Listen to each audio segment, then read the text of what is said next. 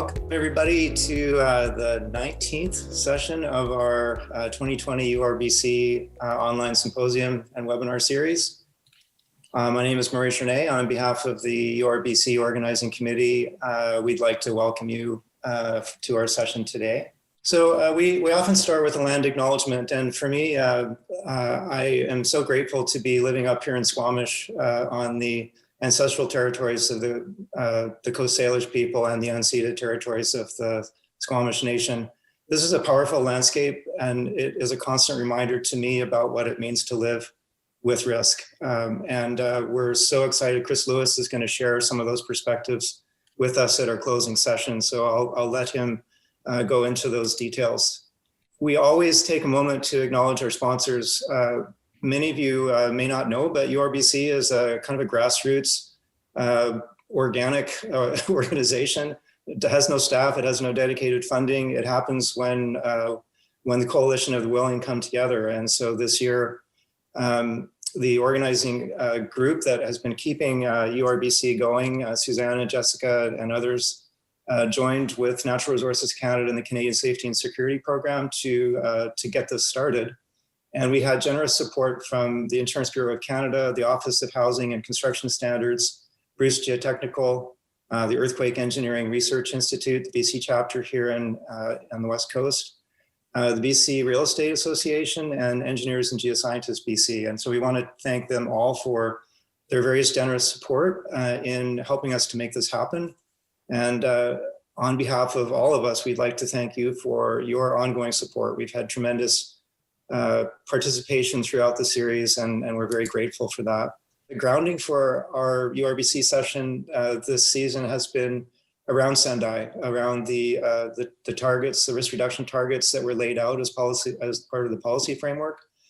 And I won't go into the details because Karolina will be doing that shortly, but each of our presentations, each of our sessions has hit one of these topics, either trying to bring insights to understanding risk, trying to build capacity for thinking about choices and consequences for managing that risk, and the challenges of bringing that knowledge and those insights into risk governance, and the really hard work of bringing this all down to the ground. So these are all important. And I just wanted to take a moment to give a shout out to our NRCan risk team who have stepped up throughout the symposium to bring content to the symposium, and just so thankful for this team of folks working really hard behind the scenes. We are part of the Public Safety Geoscience program, and part of our mandate is to support implementation of the National Risk Profile. So just an opportunity for you to get to know who's behind the scenes of that effort. And with that, it's my pleasure to pass the baton over to Karolina Pohl, who will be convening our session today and leading us through what we hope will be a very exciting and engaging session. And with that, I'll stop sharing my screen, Karolina, and I'll pass it over to you. Okay, great. Well, it's nice to see so many people have joined the session. We're really excited for this one. I think it'll be a lot of fun. But before we get started, I just want to acknowledge that I'll be convening the session today from the unceded traditional territories of the Coquitlam First Nation, the Katzie First Nation, and the Stolo First Nations, and all within the shared territory of the Tsleil-Waututh, Musqueam, and Squamish First Nations people. So I'll get started with a few introductions. So I'll be guiding you through the session today. My name's Karolina Pohl. I'm a policy advisor with the Geological Survey of Canada. And I've actually just joined the risk team that you saw there in Murray's slide. I'm trained as a community planner. And so I've practiced in communities across Western Canada on various planning initiatives. And I've now joined this team with the federal government to really help bridge the gap between science and policy to encourage risk-informed planning. So today we're focusing on earthquake risk and earthquake risk information and its role in planning. So that's really what today is all about. And my brilliant presenters, which I will now introduce to you, are both wonderful and awesome human beings. So Journeay, you just heard from. Murray has spent the last 30 years exploring the geological architecture and evolution of mountain systems in Western Canada and the ways in which communities interact with this landscape in terms of sustainable land use and disaster resilience planning. His research activities with the GSC have ranged from field-based investigations of regional tectonic processes that drive crustal deformation and related earthquake hazards in Western Canada to computer-based modeling of earthquake risk and risk reduction strategies. And currently, Murray leads the development of a national earthquake risk model for Canada to inform disaster resilience planning in accordance with policy and technical implementation of guidelines established as part of the SENDI Framework. And also joining me today is Tiegan Hobbs. Tiegan is also a seismic risk scientist with the Geological Survey of Canada. She has a background in geophysics, geology, and geotechnical engineering, and seeks to improve our understanding of how natural hazards impact humans and the built environment. And Tiegan currently leads our work on the scenario model catalog that forms the basis of the National Earthquake Risk Model, which you'll see more of later on in the presentation today. So today we're really focused on the place where risk information meets planning and what that space really looks like. So we'll start with a bit of an overview of building resilience from the bottom up, or this concept that we really want to drive home in the workshop today. And then we'll focus on the National Earthquake Risk Profile as a tool, an innovative mapping tool that the Geological Survey of Canada has developed that can help us sort of move in that direction and do that work. And we'll focus most of the time today on actually applying that tool to a planning context. So this will be really interesting because we don't actually have all that many planners in the room. So it'll be fun for other folks to be able to wear that hat for a little bit and sort of take off whatever hat you normally wear and step into this lens or this perspective for just an hour and a bit to really get a sense of what it means to look at risk from this different perspective. So that's what we're inviting you to do. And we've actually created a hypothetical city for this. So you're all going to be going on a trip to City X. We'll be giving you a guided tour of this city from a risk perspective, and then you'll all be taking action to mitigate seismic risk in the community in small groups. And then we'll come together to see what kind of earthquake resilience strategy for City X we can come up with together. So we'll jump back into this concept of building resilience from the bottom up and what that actually looks like, what it means on the ground. And this is definitely not a rhetorical question, so please do use the chat function throughout the session to sort of share your ideas on any of these kind of questions that we put out there. And in order to answer this question of what it looks like, I, being a millennial, went to Google and asked Google, what does earthquake mitigation look like? And when you ask that question, what you get is this. This is literally what comes up in Google when you search this. And what you see is diagrams. You see numbers, maps. You don't see a lot of people. And if you do see people, they're very much victims of the most catastrophic earthquakes we've seen in the world. So not a very pretty picture. But in contrast to that, when you look up earthquake resilience, you see a very different picture. Obviously you see people, but you see people mobilizing. You see them mobilizing in local spaces, and you see them collaborating across different groups, focusing on the role that everyone can play. And so that's really building resilience from the bottom up, is coming together around a common objective at the local level. And that common objective is really greater safety and security in the event of a significant earthquake. So that's very much where we're focusing today. And this human-centric approach is seen in the SENDI Framework, which, as Murray was speaking to, really provides the international community with direction to reduce the risk of disasters, including earthquakes, of course.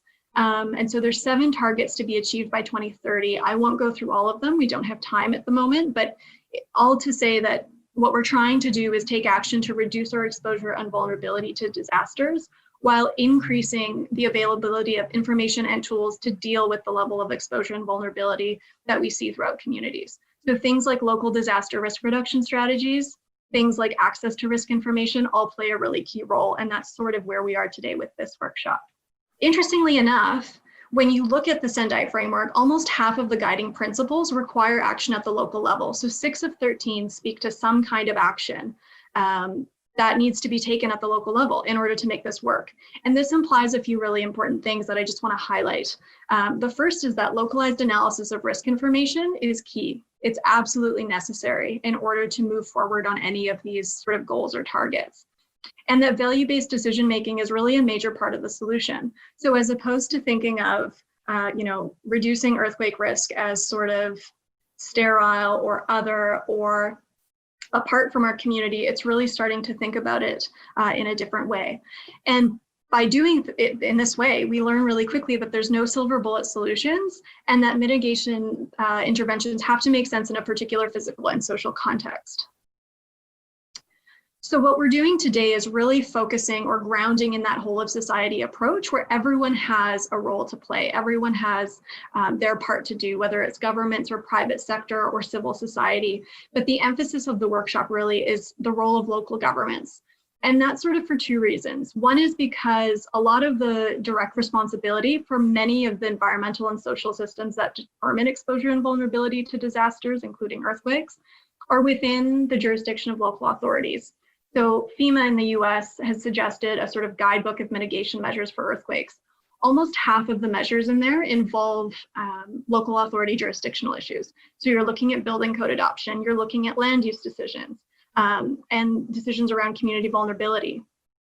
But beyond this, local government also has a really direct and sort of intimate relationship with a broad segment of society. So when we talk about accessing local citizens on the ground, the private sector, provincial and federal governments, even international organizations, local governments and authorities are really well positioned to be that conduit to those stakeholders. And where that takes us really is risk-informed community planning, because it's the planners within those communities and those local governments that are really determining, the design and the way that communities function. And so what we are looking for is, we want to foster communities that can withstand the shock and stresses of an earthquake. And that really means acknowledging community strengths and opportunities as a way to overcome vulnerabilities. We're asking whether land use reflects the risk tolerance of the community, and whether buildings are built to a standard that enables them to continue playing the role they do in the community. So as homes and places that keep us safe and healthy.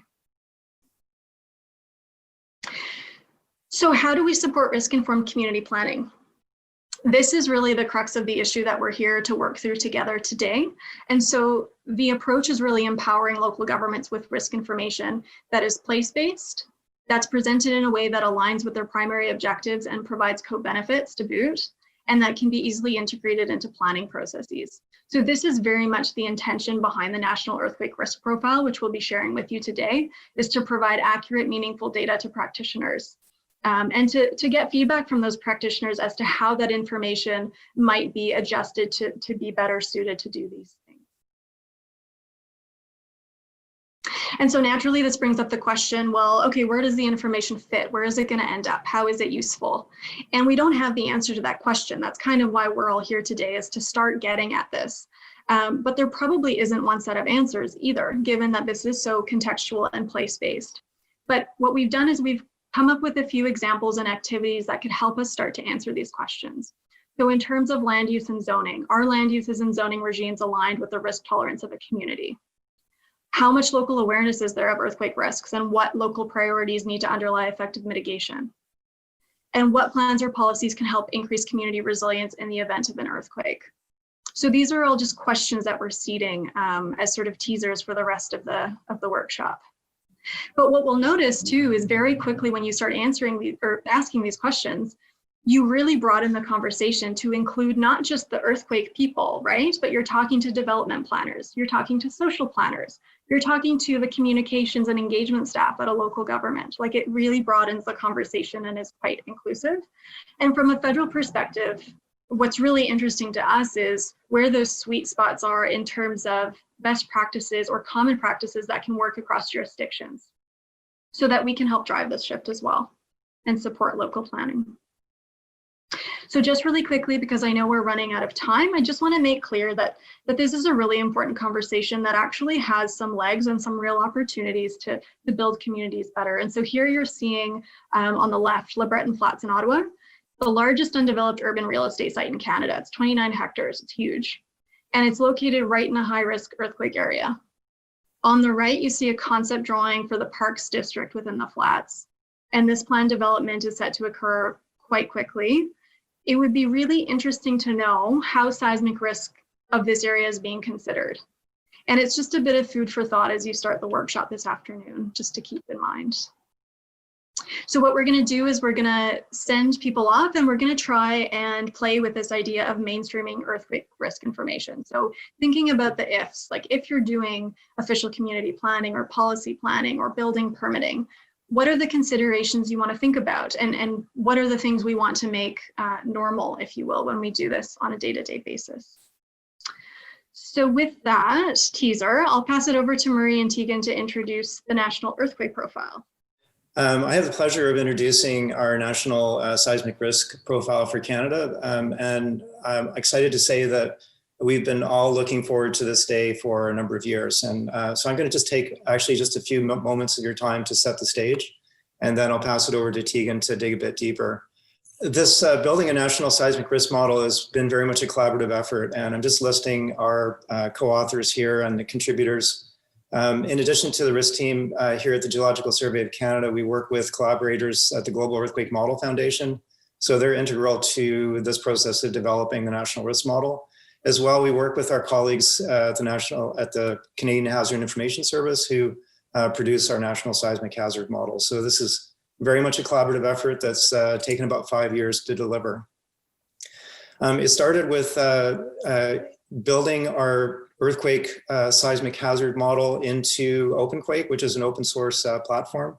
And Trevor Allen led that work.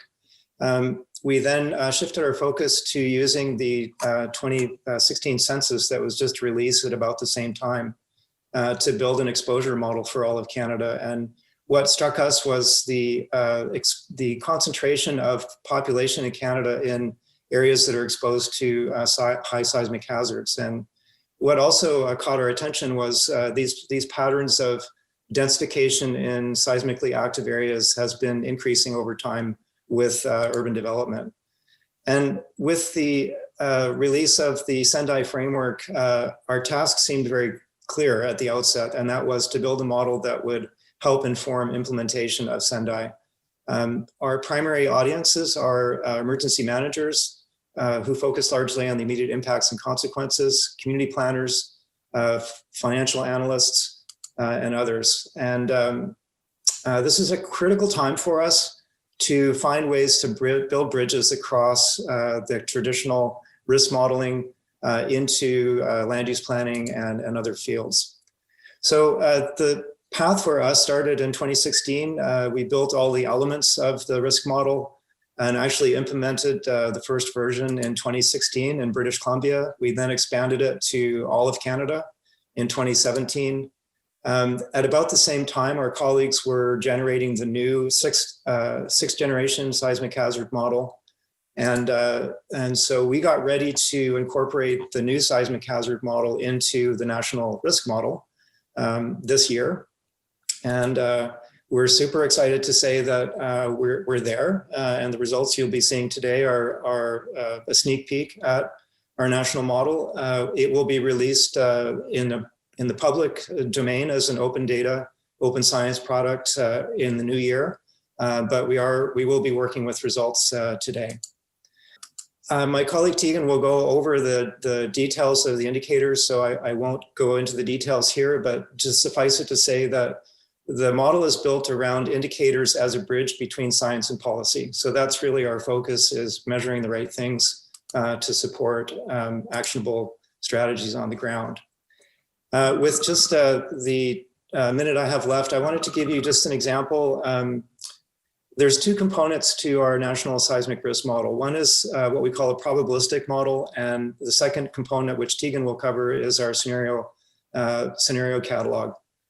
The probabilistic model looks at the contribution from all seismic source zones for a given region over a specific period of time. And it's really meant to support looking at that all hazards approach. And I wanted to give you two examples. In Canada, we have a risk tolerance threshold that's used for the financial sector. And it is the 1 in 500 year loss. And so one of the outputs of our model, I know this doesn't look very exciting, but is a loss exceedance curve, which on the vertical axis gives us a sense of the expected losses in terms of dollar ground up losses in billions of dollars. And on the horizontal axis is the time frame, a planning horizon. And so the 500-year loss threshold is used as a stress test for financial institutions here in Canada. Our regulators require financial institutions to report on their capacity to withstand a 500-year loss. And so this is one of the outputs of our model. The second piece is also tied to guidelines, and this is our National Seismic Hazard Guidelines. But we can take it a step further and actually look at those buildings that exceed life safety thresholds. And so they show up here on our screen. We have about over 4,000 in British Columbia. And the model allows us to dig in to a given region and unpack the patterns. So we're now looking at the 1% and 50-year collapse threshold, which is the indicator or the threshold that's been used for life safety. And we can pull out just those buildings that we know are driving the trends, in this case, older concrete and unreinforced masonry buildings. And so this is the way in which we use the model to help inform guidelines and legislation that exists here in Canada. But I'm going to turn over to my colleague Tiegan to dig a bit deeper into the scenario models and how they, we hope, will inform the work of planners on the ground. So with that very brief overview of our national probabilistic model, I'm passing it over to Tiegan to dive deep.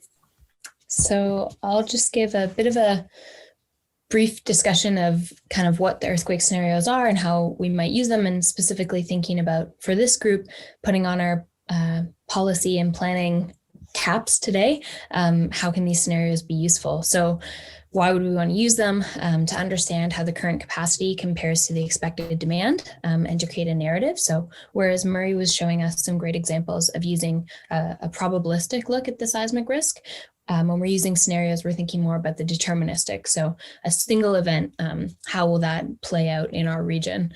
And so in general, we tend to use scenarios for things like tabletop exercises for emergency managers, for city planning, and for communicating with the public. Currently, we have a scenario catalog for some events, mostly in BC, but also some events in Eastern Canada, in Quebec and Ontario, and that's expanding every day. I think this map is actually already out of date from this weekend. And the idea is that we want to have a comprehensive catalog that as users, you guys can go in and say, here's the kind of event I'm looking for, and then just start pulling your results. Today, we're going to be talking about a Cascadia scenario. So that's a magnitude 9 earthquake. It's kind of the big one that we talk about here in BC, at least. The shaking we expect to last for minutes. For this particular scenario, we expect to see the peak ground acceleration up to about 45% of G. So about half the feeling you feel on a roller coaster when you start to do the free fall. We know that a scenario like this would likely generate a tsunami. We know there's likely going to be liquefaction and landsliding, and we know that the aftershocks would continue for several years. Once we've kind of constrained what is the earthquake actually, what's the shaking or the hazard from that, then we want to start thinking about the impacts using that national exposure database that Murray talked about. So we're able to look at lots of indicators. Here's kind of a high level on the left-hand side, that chart there. We can see that the losses from this event are expected to be about $39 billion. We know that there will be over 20,000 buildings that have to be torn down that are unrepairable. We know that we have over about 500,000 people who would be experiencing some sort of disruption to their living situation, albeit temporary or longer term. We expect to see, sadly, over 3,000 fatalities and close to 2,000 critical injuries and entrapment. So those are people demanding pretty serious hospital intervention. And then over 12,000 total hospitalizations. We can also look at some of that disruption as it evolves through time instead of just a snapshot right after the earthquake. So on the right-hand side here, I'm showing the number of residents who are disrupted at 90 days, 180 days, and 360 days as you go from the top down to the bottom. And you can see that it's separated by the different types of buildings that they live in, similar to what Murray touched on, kind of singling out that concrete tends to be, driving a lot of the risk in our region. But so does wood when we think about disruption, because we know that there are just so many wood buildings that we're definitely going to see a lot of wood damage just because of the sheer volume of them. So that's kind of a quick snapshot of what can we do with scenarios, but really today you're going to be digging into, well, how do you actually use that scenario information?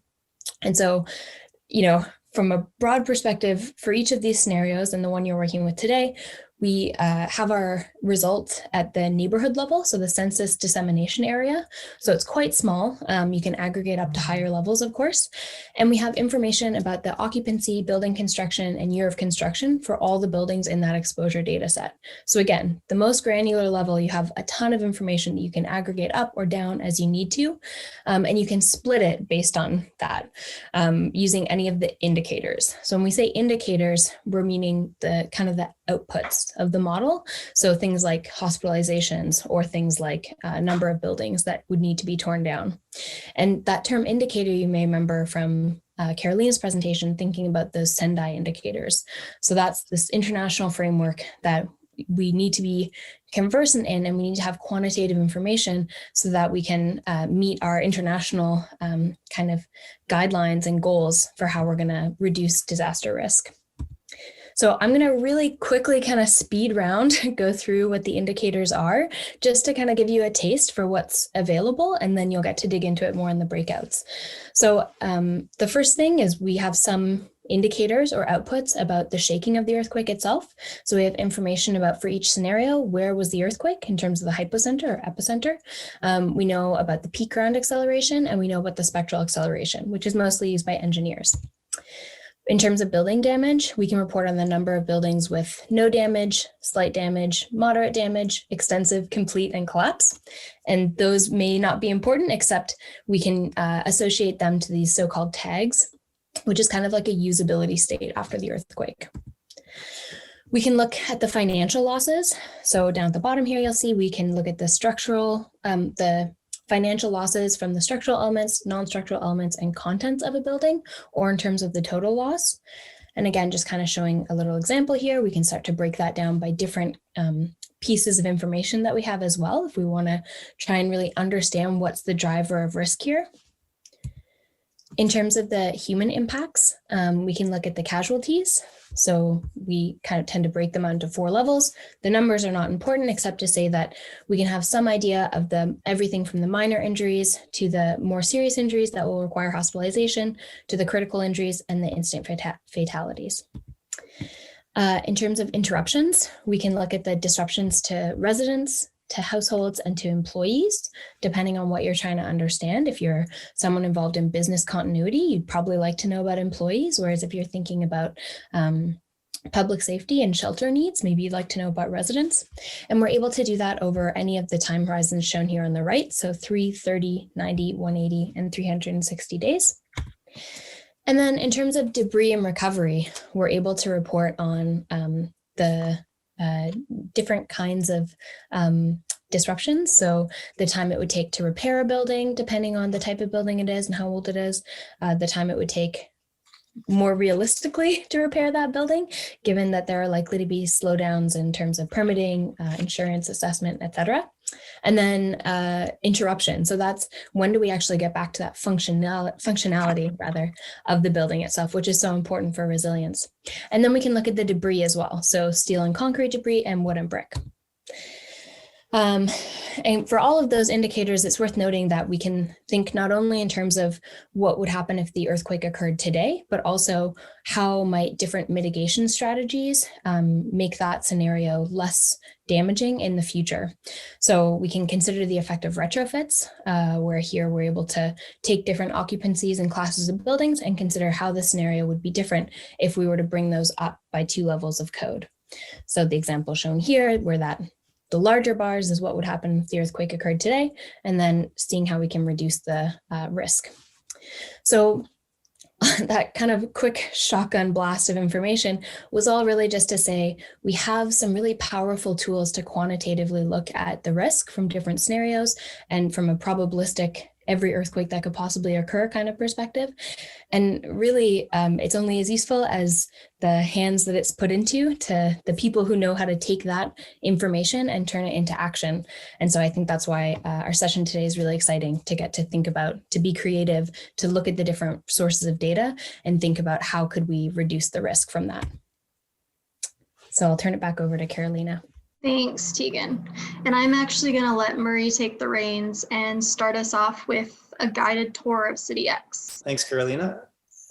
So I'm going to model what we're going to do in a moment, which is take off our regular hats and put on kind of a role-playing hat. So from this moment on, I no longer work with the Geological Survey of Canada. I'm actually a contractor that was commissioned or hired by City X to bring this risk information to the table to support the work of a number of community task forces that have been struck. So my job here for the next 10 minutes is simply to review the material that I've compiled on behalf of City X.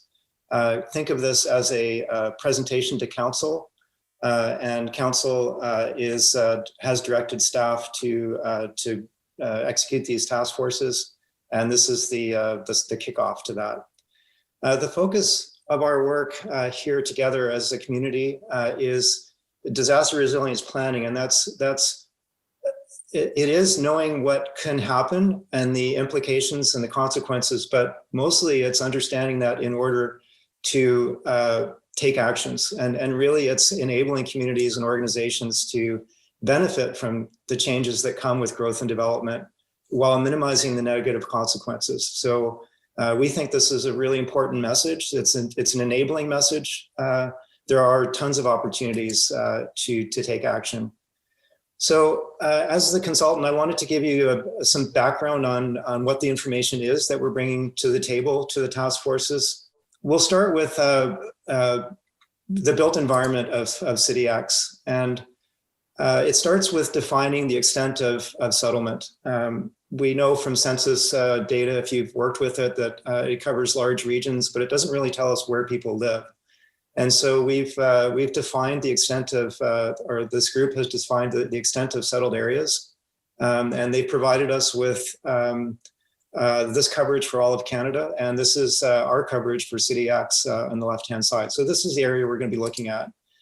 And census provides information about the numbers of people and the demographics. And the group has used this information to generate a social vulnerability map for all of Canada. And this is what I'll show you briefly what it looks like in a moment for our City X. And these maps are used, these social vulnerability maps are used to help us understand what the capacities of different neighborhoods are to withstand and recover from events. And mostly though, the human settlement layer is about defining the built environment and the vulnerabilities of that built environment. So it starts with an inventory of the types of buildings that are on the ground for different land uses. And that eventually ends up with a set of indicators that track the numbers and types of buildings, the numbers of people that are in those buildings, and what capital assets are exposed to loss. So this is what the risk profile looks like. The exposure part of the risk profile looks like for City X. This is the land use map, and I'll draw your attention to the legend in the top left. You'll see that the land uses are broken down into kind of the conventional residential and commercial land uses. So we have low density, medium density, and high density residential uses, a mixed class, which is residential and commercial industrial, and then a commercial industrial class. And what you might notice from the map is that there's a concentration of mixed use industrial and high density residential in the downtown core, which is the historic settlement area. You might also notice that this community is located at the intersection of major transportation corridors, including both road and rail. So it has a long history of settlement in this area, and it has densified in the downtown core. About 184,000 people nighttime, about 140,000 daytime. So a lot of folks from City X commute elsewhere to work.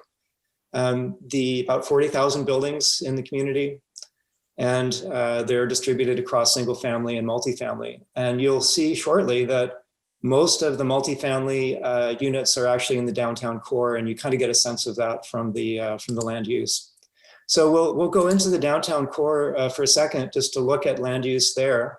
You can see there's higher concentrations of buildings in the air photo underneath, and you can see what the land use, how the land use maps over the top of that air photo. And The charts on the right, and we'll be using these bar charts quite extensively today, give us a profile of both the exposure and vulnerability and risk through the lens of either land use or building type. And in this case, we're looking at the top right, we're looking at the numbers of people by land use. And what you see in the downtown area is that very high concentration in medium density and high density residential, but also some residential,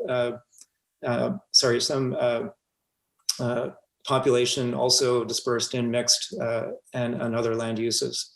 Quite a different pattern from the community profile overall.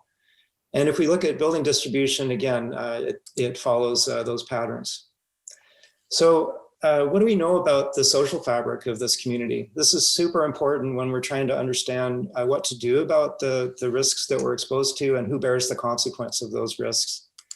So we have used the information to take a look at the social fabric for this community through the lens of housing conditions, family structure, kind of individual capacity, and financial agency. And we won't be going through all the details here, but we wanted to show you that there is, we're using census demographic data to underpin the social vulnerability assessment and to help us understand who lives in these neighborhoods and what their capacities are. And so they've used this information to generate the social vulnerability map for City X. And what I wanted to draw your attention to was a couple of things. One, in the downtown core, you see there's a high concentration of indicators here. And what those circles represent are the capacity of different neighborhood groups to withstand and recover from any kind of disaster event. And what you'll see in the lower chart on the lower right is how the capacities of those neighborhoods are assessed. And we look at the vulnerability, all of the characteristics of vulnerability, and for those neighborhoods that exceed kind of the mean value of vulnerability plus 1 standard deviation, we give it a score of 1. So when you see high scores of 5 or 6, this means that this is a neighborhood that has multiple sources of vulnerability. And from the map, you can see that the concentration is distributed throughout the neighborhood, but certainly a high density in the downtown core. So that's what we'll turn our attention to right now. And again, the same map extent for the downtown, but this time looking at it through the lens of social fabric. And what's really important for us to understand here is who lives in the downtown area. This kind of darker blue color represents this young families and job and security type of neighborhood. And you can see that they dominate the population in the downtown core. Whereas for the community overall, it was the 2-parent families, high income, that were the dominant type. When we're in the downtown, it's just these profiles of community that dominate. So the young families. The other group is unaffordable rental housing, low income, and seniors. So those are the main groups that are really jumping out in the downtown core. And you can see the capacity thresholds mapped onto those types. So the last piece, and I'll just take a few minutes of your time to give an overview of what we know about the risk profile for this community. And you'll be digging into this yourself in a bit more detail. So consider this just an overview, not an in-depth presentation of all of the details. So here's the thing, many of us here in Canada haven't actually experienced an earthquake. And so the video playing now is camera footage from the Christchurch 2011 earthquake. And you can see that the kind of damage we would expect to unreinforced masonry buildings, but you can also see how people are reacting to the event. This event only lasts a short period of time, but in that space of less than a minute, most of the damage was done in the community. And the area that was most impacted was the downtown core, very similar to our City X in terms of composition. And we know from the experience of Christchurch that large areas in the downtown area where you've got high concentrations of vulnerable buildings can be severely damaged. And what results from that is areas being cordoned off. And while we here in Canada may not have the experience of earthquake disasters in recent times, we certainly have lived together through a recovery period that's lasted almost 8 months now. So I think we all understand what recovery is about and about the interdependencies and the interconnections that are part of a recovery process. And when you layer the physical impacts of an earthquake on top of that recovery, you get a sense of what a challenge it can be. But rather than be immobilized by this information, we actually think that it's an enabler. So looking through the lens of the indicators that Tiegan presented, we think that these indicators actually provide opportunities to identify where we can take actions that will make us more resilient, increase our capacities for functional recovery. So what does the profile look like for our community? Similar to Tiegan's presentation, most of our charts will show you two colors in the bar graphs. The darker color is the baseline condition of risk for each of our indicators. So on this graph, you can see on the right-hand side what the baseline conditions are. And then we also measure what the opportunity is for risk reduction in an ideal world. If you could take all the measures, seismic retrofit measures, and consider what the ideal risk reduction potential is. That's the second bar that you'll see on every one of these charts. And it gives us a sense of not only what to expect, but it gives us a very clear picture of what the opportunity is across these indicators. And therein lies the power of using indicators. And so if we look at the risk profile for the community here, we can see that, as Tiegan pointed out, concrete and unreinforced masonry, and these steel buildings actually are older steel buildings with masonry infill, which is why they're showing up here, are really driving the patterns of risk in this community. And if we look at those patterns, you'll see some interesting things. One is that for the physical impacts, building damage and injuries, a lot of those are dispersed throughout the community. But when we look at displacement and disruption, that's really concentrated in the downtown core. The last piece I'll show you is how those risks are borne by the vulnerable communities or the communities more generally. And so these are the same results, but now mapped to our neighborhood types. And again, you can see not only what we can expect in terms of risk, in terms of building damage, but what the opportunity is to reduce those risks and who would benefit from taking those actions in terms of reducing risk from building damage, reducing critical injuries, reducing the amount of social disruption. And I'll draw your attention to the scale of the risk reduction bars on the right for social disruption.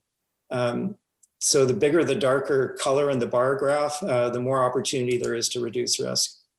And you can see that those opportunities are somewhat reduced for economic losses, but I hope you can appreciate that there's tons of opportunity here to actually be strategic in reducing risk to this community. And again, when we turn our focus to the downtown core, these charts, we hope, will be helpful in you identifying where the opportunities are to take actions that would not only reduce physical risk in the community, but that would benefit the community overall. So I'll finish this presentation to council with a very short summary of kind of how this all comes together. So this is a recovery chart, which on the vertical axis measures the physical resistance before and after an earthquake. And you can see immediately after the earthquake, there's a reduction in the physical capacity that's represented by the level of building damage. And then gradually over time, which is the horizontal axis, during the recovery process, buildings are repaired and are replaced. And so we ask the question constantly, what does functional recovery mean for community planning, and how do we get from the orange to the blue? And really there's three things that you'll probably want to focus on in your breakout sessions in terms of strategies. One is to look for ways in which we can increase the physical resistance of buildings that are driving the risk. The second is to think of ways in which we might accelerate post-disaster recovery. And this really sits in the realm of emergency and community planning functions that can be incredibly instrumental in accelerating the recovery process. And in so doing, minimizing the burden of risk on affected residents. So that's our frame. That's my presentation to council. And I will turn it back over to the lead planner, Karolina Pohl, for setting us up for our breakout sessions. Okay, so thank you, Marie. There was definitely a lot there. And I think, you know, what we're going to do now is break off into smaller groups and do a bit of a deeper dive to really talk about how to take action on some of these really tangible issues around those three sort of topic areas. So if you haven't already, this is your last chance. Please indicate which group you prefer to join. I think Malika had mentioned in the chat what those three groups are. So if you could do that, that would be great. If you don't have a strong preference, then we will assign you at random and you can explore a new topic in that way. But what we're going to do is we're going to break out into small groups and take action on the following situation. So City X has established a committee on earthquake resilience to assess the potential impacts of a significant earthquake on the community using the National Earthquake Risk Profile. The committee is supported by 3 task forces who provide expert advice on particular areas of concern. So social equity, local economic development, and buildings. You all out there are members of the committee and a member of one of the task forces, so the group that you've decided to choose for this activity. And you're going to be meeting shortly to respond to a request from City Council and the Planning Department.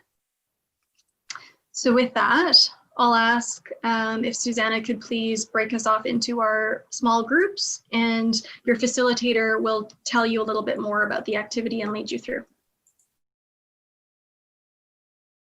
So thanks everybody for coming back and rejoining the group. I just want to take a second and say that City X thanks you for your contributions to the important work of the Earthquake Resilience Committee, and also recognizes that that was likely a very sort of jarring experience, because a lot of the folks we know that joined the session and that have joined the community are not actually planners. So the committee is full of, for example, risk scientists and folks who work in policy development in other areas. And so I just want to take a second to sort of debrief that experience that you had in the small group sessions and just give you the opportunity to sort of express what it was like to try and grapple with all of that information, because I know it was a lot. You all were reading some very detailed notes and some analysis that the planning department had done.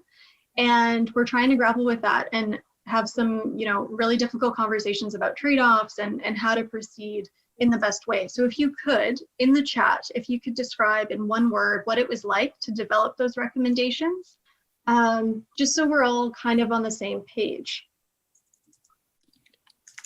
Okay, so I'm seeing hurried, challenging, complex, heavy, engaging, rushed, difficult to make decisions without engaging the public and business owners. That's a really good point. Overload, okay. So we were obviously asking folks to do a lot in a very short period of time. And it's less about getting to the right answer and more about putting yourself in the shoes of someone who, I mean, frankly, for anyone who has worked in local government, often that is the case. Like, you definitely have more than 40 minutes, but you've never got all the information in front of you. You're always collaborating across different disciplines, and you've got these moments of sort of, you know, overwhelm or frustration. So it's really interesting to see that we've kind of created that experience in a microcosm here. So I just wanted to say thank you very much for all of your contributions there. And I wanted to share the draft of the earthquake resilience strategy that we'll be putting forward to council that you guys all helped develop. So in a short 40-30 minutes, and some of them are actually missing. This isn't all of the ideas that you guys came up with, particularly in the equitable society group, because there was just too much there and it wouldn't fit on the page. But the point is, you know, we've come together and we've created a process where we can understand what risk-informed planning is and how it would happen in the real world. And this is something that, you know, we could be undertaking and we could be mainstreaming in a lot of the processes that we already do as part of planning our communities. So it was really interesting to see some of the ideas and recommendations that came out of the group. A lot of the sort of themes or sort of similar pieces that I see coming through. One is definitely around buildings and focusing on the building stock within the community and trying to address the ones that are the greatest risk to the community at large, but also focusing on certain segments of the community that may be more vulnerable and may be exposed to more vulnerability and risk by accident. So we may not actually know about these things, and there seems to be a thread around that. There's also a big point around engagement with other stakeholders. So as someone who, you know, wants this information to be taken up into these processes, that's a really interesting challenge, because how do you then, you know, translate this information not just to the planning community and the planners that are leading these processes, but also all the rest of the groups that are working alongside them to do this really important work. And another one is obviously the investment piece and finding the funds to do this stuff once we figure out what the actions are that we want to take in a particular city or context. So anyways, all to say that we hope that was helpful in providing a bit of perspective. It was interesting to note that we don't have, you know, a massive group of planners in the room, which creates a really interesting opportunity, I think, to give others who work alongside sort of local government clients a sense of what they're grappling with, and is equally beneficial, I think, to that cause. So what we'll do now is do a bit of a reflection on your sort of first take at grappling with the National Earthquake Risk Profile and what it means to you and how it could be used in your day-to-day work. So what I will ask folks to do is go back to menti.com. You've got a new code here that you can enter. Okay, so it looks like folks have already been answering this. The first question in this set of survey questions is, how could you or your organization use the National Earthquake Risk Profile to mitigate the impacts of an earthquake? So now that you've played with the tool a little bit, you have a sense of what it can do for you. We're interested to see how you imagine using it. So most people are saying it's most useful to increase organizational awareness of risk. So that's great. That's definitely a key objective. In second place so far, we've got to develop strategic policy. Well, that's coming down now. It's about on par with to inform specific initiatives. Okay, so that's great. So increasing organizational awareness of risk is definitely the winner there. So if you move to the next question, how likely are you or your organization to use the National Earthquake Risk Profile to do each of these things? So instead of thinking about, you know, whether or not it's useful in a particular context, how likely are you actually to use that tool?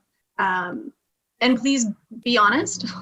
We definitely want to understand where you're at for this. So we can see that most people are most likely to use it to inform specific initiatives, which makes sense. It's sort of the way that the small group exercise was structured as well, and increase organizational awareness of risk. Okay, followed by developing strategic policy in last place. Great. And then on to the next question. There's two more here. To what extent would you or your organization require support to use the National Earthquake Risk Profile? Okay, so most people would require some support. Some folks think that a lot of support would be required. And in third place, no support. That's not too surprising.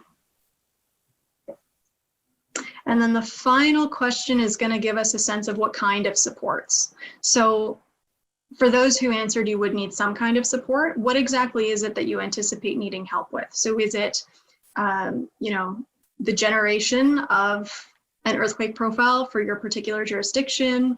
Is it in using the GIS and the sort of data platforms? Is it in analyzing what comes out of the platform and all of the sort of analysis that comes out of using the tool? What are the places where you envision needing some help to integrate that the way that you would like to? Okay, so we've got understanding the assumptions used in the modeling. A user manual, yeah, that makes sense. Methodologies used. Okay, this is good because this is all stuff that our team is working on, so that's good news. Information on data collection terms and procedures. Okay, so it's mostly around what goes into the tool as opposed to the application or the use on the other end of it. So that's interesting to see. Okay, now we're seeing some more of the end use items. So how to use the information for communities, co-benefits, how the tool will help alleviate other risks. Access to data sharing agreements, familiarity with the tool. All right, guidelines. Great. Okay, well, thank you very much for providing that. So that's all really great to hear and really useful information, I think, for us. And just to be clear, we're no longer in City X, so you're now all your professional selves. You can put your hats back on. That was some relief, I hope, and a nice break from your day-to-day. But moving back to the present and what we'll be doing with the results of this workshop and what you've shared with us in sort of testing out and piloting the tool in this small group activity, we're at the very, very, very beginning of starting a conversation around co-developing guidelines with planners and others to support earthquake resilience in communities. And we're looking to develop sort of a national set of guidelines to support this work, to support planners in their work, working in different contexts. So colonial city contexts, but also in Indigenous communities, and really doing that co-learning together so that we can encourage the integration of risk information into community planning across Canada to align with the SENDI Framework and our other aspirations in terms of disaster risk management writ large and earthquakes specifically. So this is very much the beginning of a conversation, and if it's one that you're really keen in staying connected to and being a part of, please do be in touch. You've got my email address at the bottom of the page there. I'd be super excited to hear from you and get a sense of sort of, you know, what your views on this type of work is moving forward and what you would like to see out of it.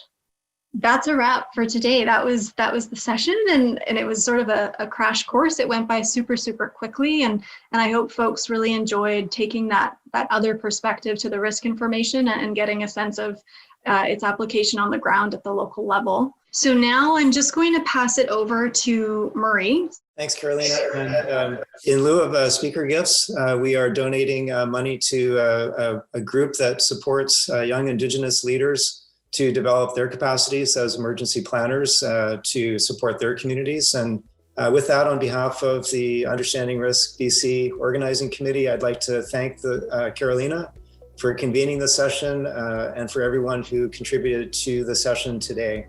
And as always, stay safe, be happy, and look after each other, and we'll see you down the road. Take care. Bye-bye.